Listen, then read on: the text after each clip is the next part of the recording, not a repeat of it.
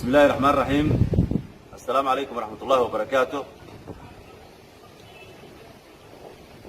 halkan waxaan ku qabanayaa shir jaraa'id oo aan kaga hadlayo xaaladda uu ku sugan yahay Cabdiraxmaan Cabdilaahi Dabcasan.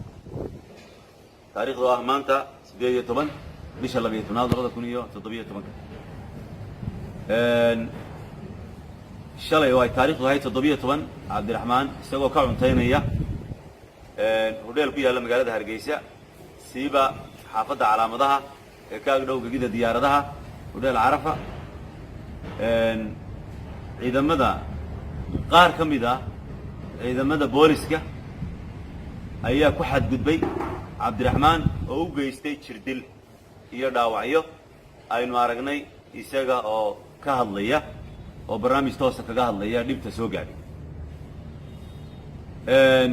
sidaa lagama hadhin Cabdiraxmaan ilaa xalay waa la raadinayay, waa la baadi goobayay, lama helin. maanta oo ay taariikhdu ahayd 18 bisha 12 2017 Cabdiraxmaan waxaa lagu soo weeraray goobtii uu deganaa hodheelkii uu deganaa ee ku yaallay magaalada Hargeysa. albaabka lagu soo jabiyay sida ka muuqata barnaamijka tooska uu galay. goob joogayaal halkaa joogay waxay noo warrameen Cabdiraxmaan in dil xun loo geystay, aad loo garaacay, askari kasta oo soo gaadha inuu nabaraynayay.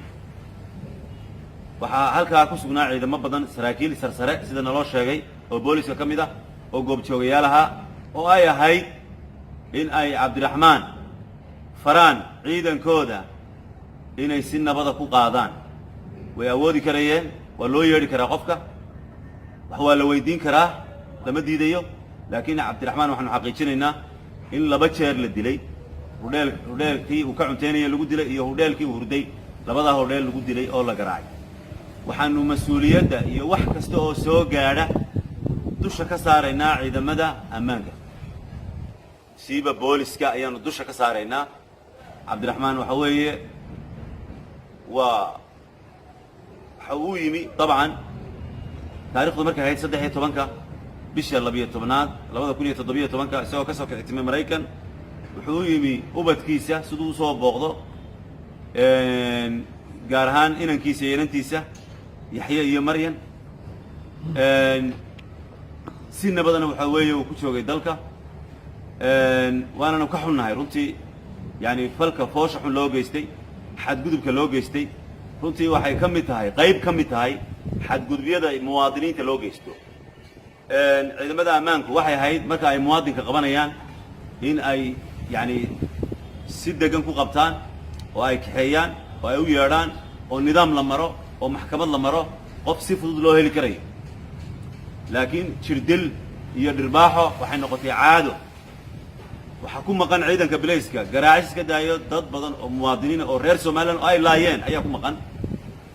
marka waxay u noqotay muwaadinku dhiiggiisa iyo dhirbaaxadiisu iyo garaaciisu wax fudud bay u noqotay.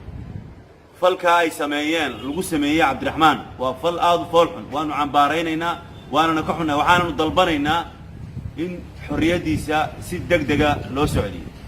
السلام عليكم ورحمة الله وبركاته.